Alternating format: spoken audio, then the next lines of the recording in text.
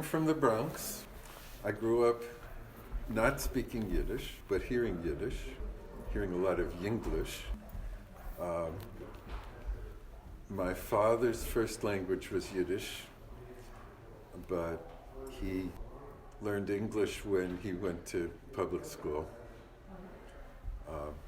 My mother did not learn Yiddish because her mother already knew English when my mother was born. So I grew up in an observant, conservative household. So we did Friday night Shabbos dinner every week. We did Havdalah every week. We went to shul. I went to Hebrew school, but it was, you might call it a liberal Judaism. In style, it was Orthodox, but in practice, it was with more modern values. Both my grandfathers came from Poland. Both my grandmothers came from Russia or Belarusia, that area. As far as Yiddish goes, as I said, I used to hear it. My father and my grandmother would speak to each other. My grandmother tried to teach me a few Yiddish words, but it didn't go very far. When I was in high school, somehow my family acquired an LP. Does your generation know about LPs? Of course. So, an LP of Theodor Bickel singing Yiddish folk songs, and I fell in love with them. Partly because, I was into folk music. I was singing American folk songs. I learned to play guitar, and so partly it was the music itself just really resonated with me.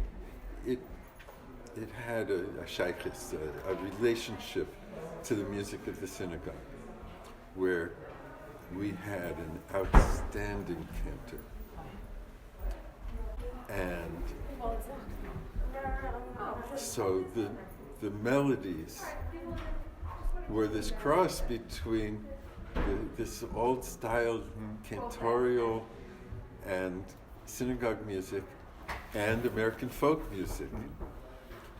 And I started singing those songs. One song in particular, it goes, Komm her, du Philosoph, mit dein ketzerschen Meichel, und setz dich dort zum Rebentisch, dort wirst du lernen Seichel. So, it's a song that says, come here, you philosopher, with your cat brain. Sit by the Rebbe's table and learn a little sense. You dreamed up all these inventions like a steamship and a flying balloon, but our rabbi doesn't need such stuff, because when he's all alone, our rabbi flies up to heaven and has his Sabbath meal there. So the interesting thing, I didn't know the history of this song at the time. But I was studying science, and I liked studying science. Science doesn't answer everything, and you can use science for good purposes, you could use it for terrible purposes. And this thing says, there's more to life than just the material world.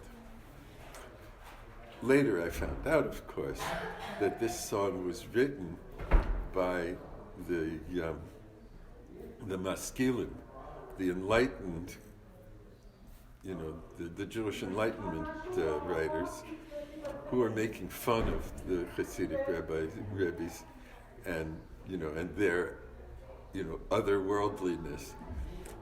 But you can still take this song and and, turn it around and say, you know what, there's something there.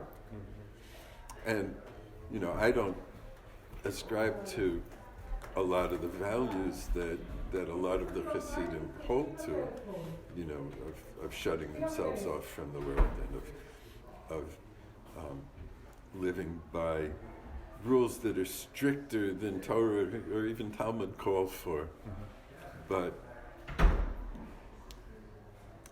there's a thing there about, there is something to be appreciated about stepping back from the rush and from the competition. So I would sing that song, and actually I went to MIT, and I sang that song there, in for parties or whatever. And I just loved Yiddish song. And many years later, I had the opportunity to actually study Yiddish. And I actually had the opportunity to play Yiddish music with people. And I was one of the founding members of the Wholesale Klezmer Band. And I ended up being the singer because I was the one in the band who actually knew some Yiddish songs and knew how to sing some, and had actually taken a little bit of a class in studying the Yiddish language. So after the band had been going for a couple of years, I actually had the opportunity to take college-level Yiddish classes. And it took 3 years worth of that. I started not just singing Yiddish songs, but writing Yiddish songs.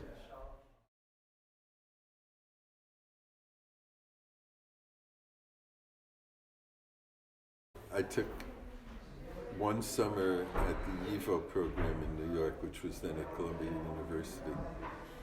And then I took 2 years at University of Massachusetts.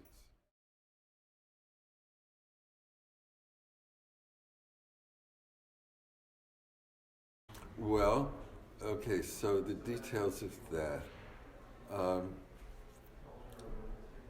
A few years before that, a friend of mine said, there's this young man who's giving a Yiddish class in the dormitory where I'm a dormitory supervisor, resident faculty. So I went to that class, and it was taught by Aaron Lansky. He's the founder of the Yiddish Book Center. So, we did a few chapters of the college Yiddish book. And then it was at the beginning of the klezmer revival. So I had a few records of Yiddish, the klezmer bands that had begun then. And then the Klezmer Conservatory Band gave a concert at UMass and said, anybody who wants to play this kind of music, sign up and we'll do something. So I did. I was playing fiddle, and I joined that group, and it wasn't a group that really wanted to do professional level performing.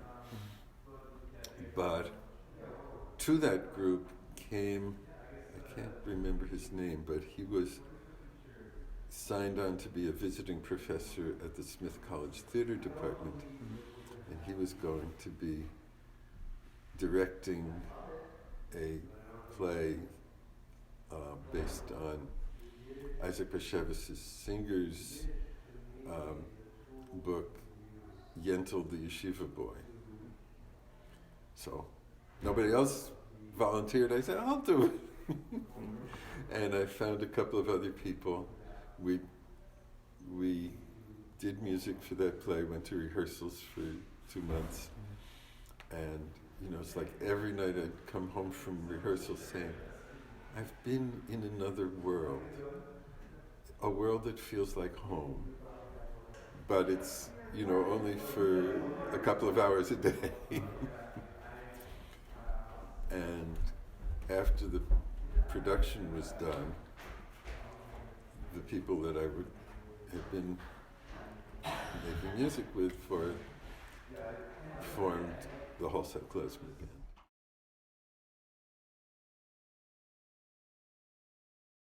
Okay, so outside of Yiddish music, well, I grew up listening to and actually playing classical music on the violin. And I still love it, although I don't have as much to do with it these days. I grew up listening to Pete Seeger and the Weavers, singing songs of social justice and peace.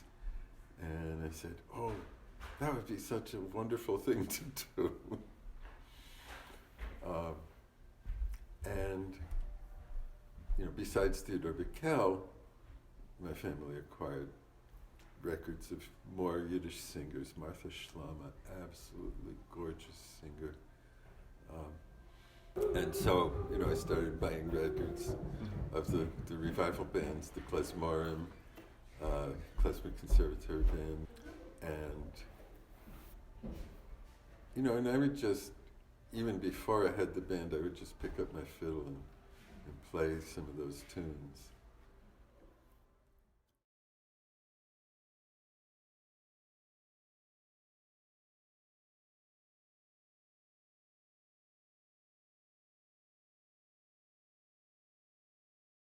Yeah, absolutely. I got involved in political causes when I was in college during the Vietnam War, and worked in the anti-war movement in various ways for many years. And, I don't know that I ever did it publicly, but probably at parties or whatever, I'd sing, some of the songs Pete Seeger sang. And when I discovered Yiddish songs, I can't think of any in particular from Theodore Bickel's record that were specifically social justice songs. But, later I found one of the songs that was on the first Klezmorim album, but, it's a song about workers, lives withering amidst the machines, and it's also a love song. And, so that was on one of those first. One of the first songs that I began to sing, I somehow received a tape of a German group, not Jewish, singing in Yiddish. And they sang Arbeitsloser Marsch, the March of the Unemployed. And I loved that song. This was as the band was being formed, and we brought that song into the band's repertoire, one of the first songs we did. And the interesting thing was that I learned this song off this recording of Germans singing, but I realized in order for me to sing this right, I have to stop listening to it because the accents were so different. They were actually singing Yiddish, but it sounded so German. About this time, I was teaching history in an inner city alternative high school. And one of the things that I would do was bring music into my classes. So I would sing labor songs, English, American labor songs, about coal miners, about unions, things like that, to my classes. And so, I was already singing labor songs, and I brought some of those labor songs into the repertoire of the band.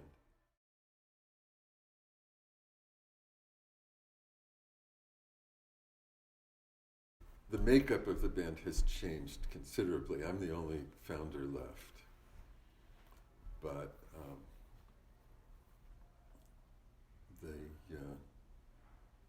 the style of the band has always been very traditional. I think you'll find that a lot of big city bands are quite flashy. Their musicians are very virtuosic, and I don't like to use the word show off because they can do it, They're demonstrating their skills. But my band style is much more laid back and more traditional. And we don't try, obviously I'm the person in front when I'm singing, but we try to be ensemble rather than, have, stars. And I also used to, one of my biggest performance influences, I mentioned before, was Pete Seeger. And I always felt from Pete Seeger the most wonderful thing about his performance was not virtuosity, but his love for the audience and his love for the music and the message that his music carried. So, I feel that that's the way our performance developed.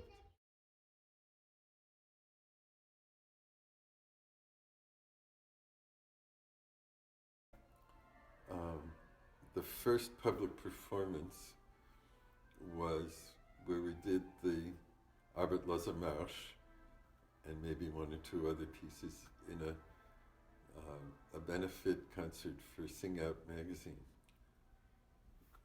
It was in Northampton. And, there were other people performing too, but that was our first public performance. And after that, I guess somebody saw us at that performance, hired us to do a bar mitzvah, and a friend of ours hired us to play at a pair of friends hired us to perform at their wedding, and from there, things built up slowly, and there was time, besides the weddings and bar and bas mitzvahs, we would play concerts in synagogues or coffee houses or Jewish community centers, things like that. Festivals. We got invited by actually a cousin of Peggy's, my wife, you met her, to play at the Beacon Pumpkin Festival.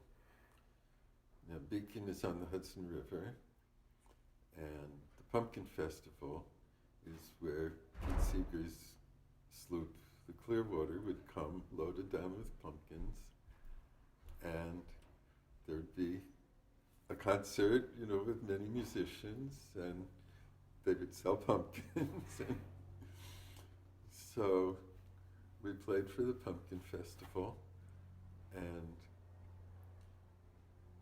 Pete's wife, who was his manager, gave us a call. Or, no, she didn't give us a call, but she's the one who arranged it. We got a call. Pete Seeger would like you to come play with him at Carnegie Hall. It was the 100th anniversary of Carnegie Hall, and there was a festival of folk. There were a bunch of different concerts for the 100th anniversary. And so Pete Seeger and Arlo Guthrie, who ended up not coming, organized a concert of folk music for the 100th anniversary. And so together with, we had 10 minutes, and so did everybody else. Besides Pete, there were Tommy Makem and the Clancy brothers. Simon Shaheen, who is a wonderful Palestinian fiddler. Ruth Rubin, you've heard of her. It was an incredible experience. And of course we did the Arbeitloser Marsch, for which I had translated the verses into English, and to get everything into our 10 minutes and to have some instrumentals as well. I did one Yiddish verse and two English verses.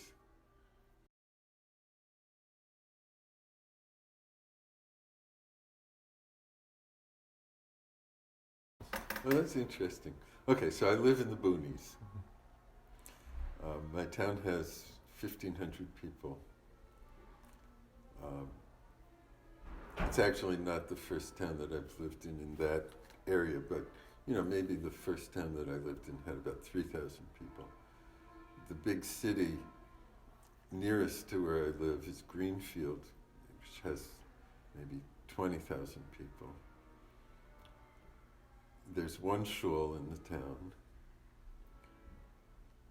and, well, this is interesting. Two things got me into that shul. The first thing is that there was a Hiroshima Day demonstration on the Greenfield Town Common, and I went down there and blew shofar. And I was not at all involved in the synagogue at the time. But, at that point I would say I was a cultural Jew, but not very involved. But a social justice thing, I went and blew shofar at the town common. The next day I got a call from the rabbi. He says, I hear you blow a mean shofar. Would you blow shofar on Rosh Hashanah? And the second thing is that during the first couple of years of the band, we were looking around for a place to rehearse. And at first we tried rehearsing at UMass, but we didn't really belong there. And so we went to the Jewish community of Amherst. Can we rehearse here? Well, let's see. We rent this room to a dance class for $30 an hour. So, we could let you rehearse here for $30 an hour. Went to the synagogue in Northampton. Oh, we're between rabbis and we can't figure out what to do. And besides, we do have to pay for heating the building and stuff like that. So, I don't know. Went to the synagogue in Greenfield. Called the president of the synagogue, Phyllis Nell. Phyllis says, you want to rehearse at our synagogue? Oh, come anytime. I'll have my husband, he's the person who's on the building committee. He'll come down and open it for you anytime you want. So, needless to say, I became a member of that shul. And part of what I say is, if I still lived in New York City, I would probably be a totally secular Jew. When you live in rural Western Massachusetts, where, Jews may represent, not 50% of the population, but, maybe 1% of the population. In order to be a secular Jew, you have to have a religious context to be a secular Jew within. And, I had more background in Jewish religion and practice than, probably 90% of the Jews in that synagogue. So I became active in the synagogue, eventually becoming a Baal Tefillah there, leading prayers and singing for the high holidays.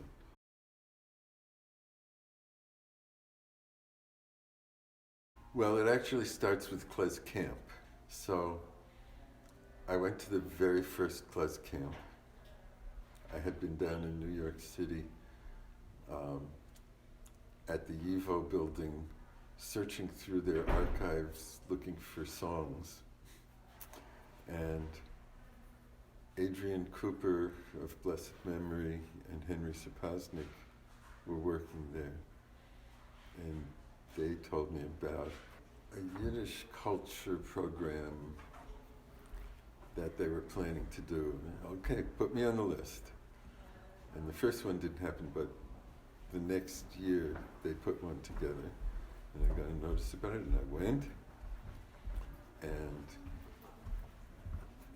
I already was working with my band. This was 1985. The band started in the end of '82.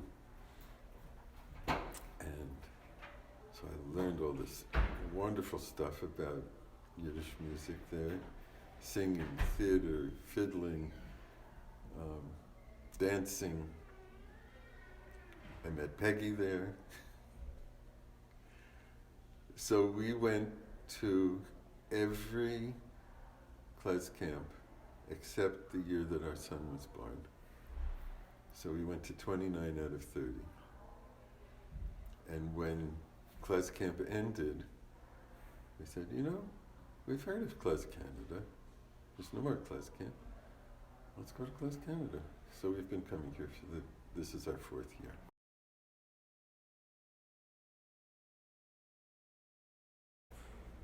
Yiddish is a language. I teach a class from time to time, workshops in various places, called What Does Yiddish Tell Us About Being Jewish? The Yiddish language captures the meanings and feelings and values of Jewish culture, Jewish life. Just the way the language works. The other thing is, Yiddish is a very gentle language, in my opinion. It's got all these little linguistic twists that are endearments. It also has all these, curses, but the thing about Yiddish curses is that they're disguised as blessings. May you have a son who'll grow up to be the greatest surgeon in the world, and may you have some kind of condition that only your son is able to fix, and you go to him and he won't take your insurance.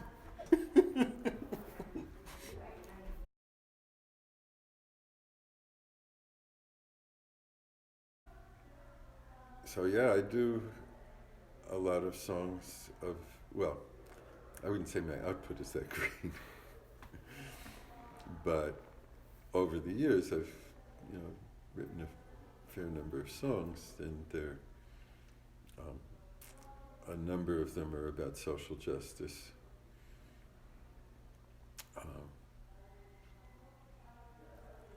I was talking to Ada about a song that I called Die Ballade von dem Melech und dem goldenen Kroon, the Ballad of the King and the Golden Crown.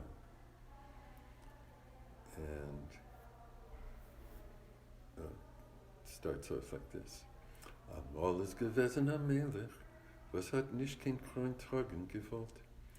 Zepasst war kein Melech nicht tragen, kein Kroon, ach Hutz wird gemacht von a kosheren gold. So this is, it's not fitting. There was once a king who refused to wear a crown. He said, it's not fitting for any king to wear a crown that's made from unkosher gold. And there's a long story about how this song got to be written, but it comes from, I don't know if you ever heard of the book, The Treasure of the Sierra Madre. It's about some prospectors who go searching for gold in Mexico, and 2 out of 3 of them come to a bad end, mostly because they're greedy. And the other one sort of loses all his gold, but finds a good life.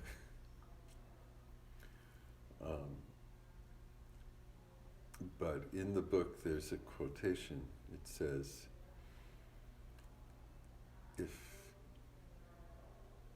any king who wears a golden crown, or fine lady who wears a gold ring on her finger, either they do not know or they do not care through whose bloody hands that gold has passed.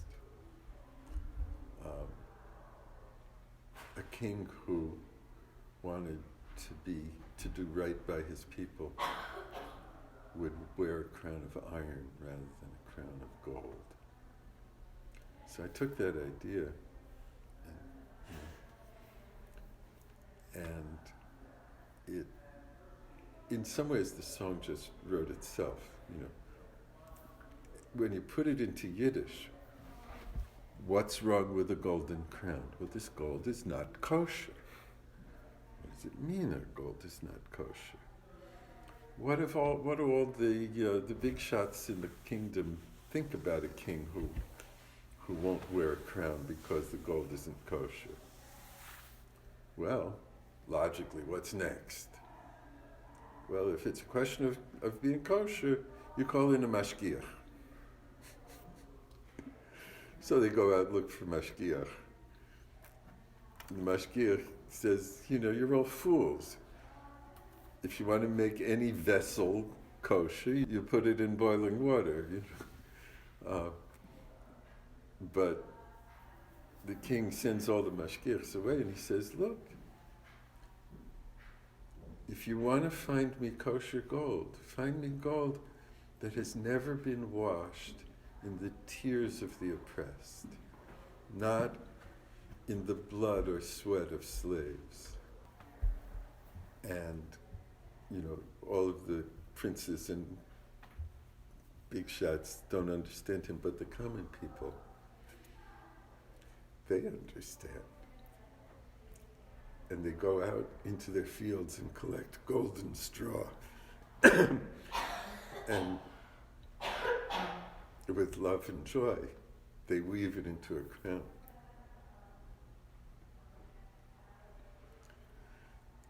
And it's interesting, in Yiddish, of course I had to use the rhyming dictionary, I had to use, look up some words, but in some ways, the song just wrote itself. You go from this logical place to what's next, what's next. Ended up not a crown of iron, but a crown of golden straw, because that's where the logic of the song went. But it still carries that message that the author of Sierra Madre